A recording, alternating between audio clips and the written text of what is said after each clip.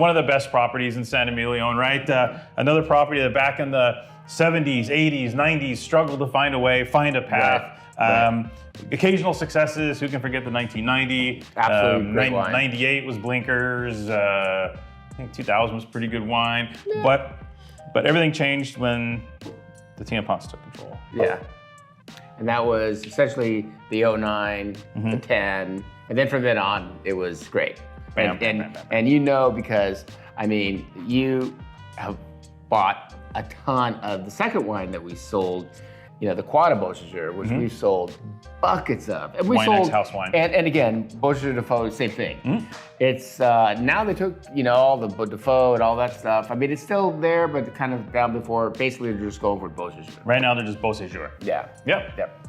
But great terroir, and now, well, I don't say now. I would say in the last 10 years, but I mean, again, it's just, it's year and year, you figure your Chiat out. Yep. And they kind of figured it out, you know, and now they're at the hierarchy.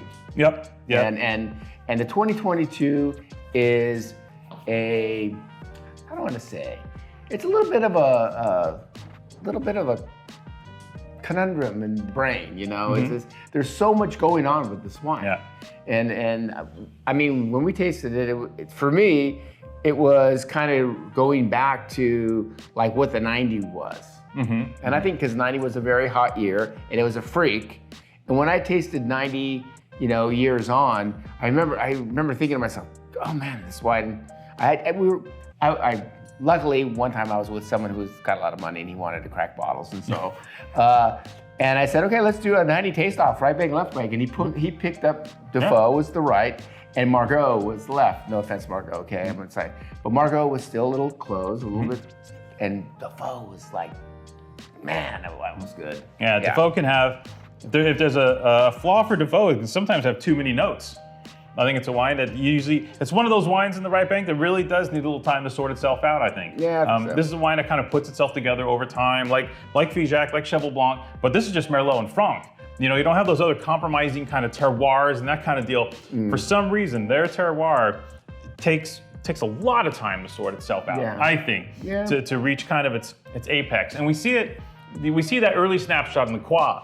But I think, for sure. Yeah, but I think the Grand Vin is composed of a certain style of wine that it's in for the long haul. And not because it's big or not because it's tannic, but because I think this is a wine that is so complex. And I think it is really slow to unfold. And especially the way the Tiens-Ponce and the family's been working with the wine over the last few years. And I don't see that changing too much in the 22. I don't see a big stylistic shift here that I saw from the past Beau Defoe's. Maybe a little more intriguing wine, a little more challenging wine to taste En Primeur, I thought. But man, loaded with potential. And I'm really excited to see what Prisca and Josephine do down the line.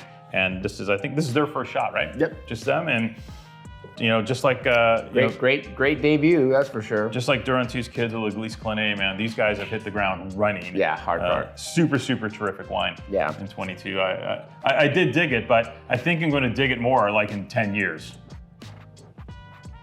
Put it away.